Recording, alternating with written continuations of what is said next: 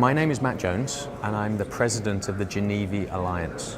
GENIVI is an alliance of over 150 members, all working together to provide an open source infotainment platform for others to develop on, really trying to lower that barrier of entry to create the future in-vehicle infotainment, the future user experiences that we would expect in our cars going forwards. Okay. And is this the first CTS for you, or are you? Oh my God, no. This is probably my 6th or 7th CTS, and I'm proud to have survived, and I will hopefully survive my 10th CES. This will be this year. So I've been coming since 2006. Okay. I'm not as old as I look. So what are you most excited about for this year? What are you expecting to see at this CES? I'm not going to touch on all of the automotive technologies from all the OEMs. Yes. They're going to be absolutely fantastic, and we know it's coming. But the big bit for me, it's all of the smaller companies, the startups. This time in the startup area, they've got over 200 different startups, and you just know with those 160,000 plus attendees, there's going to be other founders attending that. The atmosphere that you get in the startup area, and lots of those startups are looking at future automotive technologies, is incredible compared with some of the larger stands. And if you think about this, 100 plus companies, all of those founders, they're the future lifeblood of automotive. They will be providing the features that we would expect, that we expect today on our iPhone, in vehicles for years and years to come. So it's absolutely essential for myself and the GENIVI Alliance that we really help those startups grow. One of the things that we're doing from a GENIVI perspective, we now have a startup member program.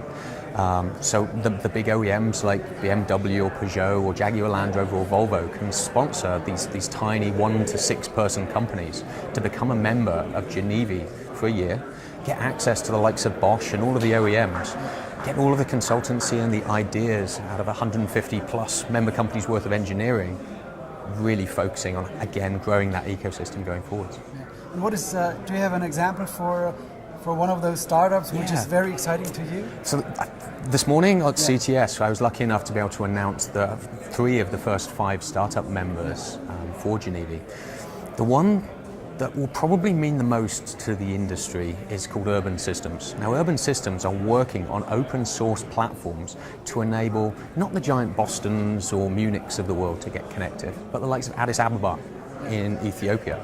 And if we as a planet can work out a solution for vehicle to infrastructure and vehicle to vehicle connectivity that will work within the financial and the resource constraints of somewhere like Addis Ababa, we can cookie cutter that and effectively deliver it across the planet. So I'm very excited to see Urban Systems join the GENIVI Alliance. Yeah.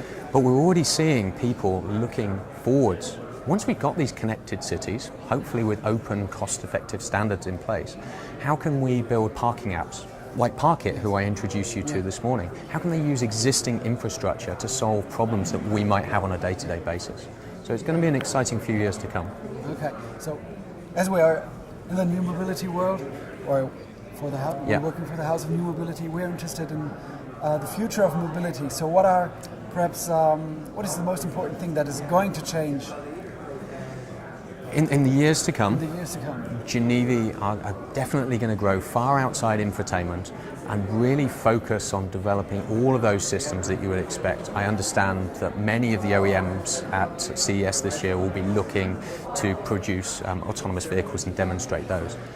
GENIVI and other alliances are looking at, well, what will the driver do when in the future the driver is not necessarily giving his 100% attention to controlling the car?